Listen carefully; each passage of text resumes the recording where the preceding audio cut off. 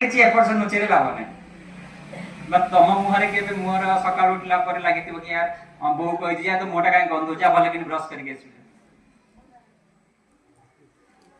ତ এই মুহଁଟା ଖାଲି ଗୋଟେ ଗେଟ୍ ନୁହେଁ, ୟା ଭିତରେ ବହୁତ ଛୋଟ ଛୋଟ ଅଛି ନା, ଯେମିତି କହିଲି ଦାନ୍ତ ଅଛି, ମାଢି ଅଛି, ଜିଭ ଅଛି, ଗାଲ ସାଇଟ୍ ଅଛି, ଆଉ ତା ପଛକୁ ବି ଅଛି। ଆଉ ଯୋଉ ବାଟେ ଦେଇକି ଆମ ଖାଦ୍ୟ ବି ଯାଉଛି ଆଉ ନିଶ୍ୱାସ ପ୍ରଶ୍ୱାସ ବି ଯାଉଛି। ସବୁବେଳେ ଆମେ ନାକ ବାଟେ ନିଶ୍ୱାସ ନେଇନଥାନ୍ତି। ଯେମିତି ମୁଁ ବର୍ତ୍ତମାନ କଥା ହଉଛି, କଥା ଭିତରେ ଶବ୍ଦ ଭିତରେ ନା ଗୋଟେ ହାୱା ବାହାରି ଯାଉଛି, ସେଇଟା ଆକ୍ଚୁଆଲି ଶ୍ୱାସର ବି ଗୋଟେ ପ୍ରକ୍ରିୟା। ଆଉ ମୁହଁ ବାଟେ ବି ନିଶ୍ୱାସ ନେଇଥାଉ ଆମେ ସମସ୍ତେ। ନାକ ବାଟେ ତ ଚାଲିଥାଏ, ତା ସହିତ ମୁହଁ ବାଟେ ବି ଚାଲିଥାଏ। তো যেহেতু যে হাওয়া যাଉଛି যে খাଇବା যাଉଛି এইগুড়াকে যদি তুমি সাবধান ন রখিব তাহলে এই মুহটা জীবাণু নেই যায়। তো দাঁত খারাপ যে দেখিথিব মিঠা ଅଧିକ খাইলে বা মিঠা খাই সারা পরে মুহ ন ধুইলে, মিঠা খাইবাটা খারাপ নুহে। ସମସ୍ତେ କହିଥିବେ ନା ଚକୋଲେଟ ଖାଆନି, ଚକୋଲେଟ ଖାଇବାଟା ଖରାପ ନୁହେଁ, କିନ୍ତୁ ଚକୋଲେଟ ଖାଇସାରିଲା ପରେ ତମେ ମୁହଁ ଧୁଛ କି ନାହିଁ ସେଟା ଖରାପ।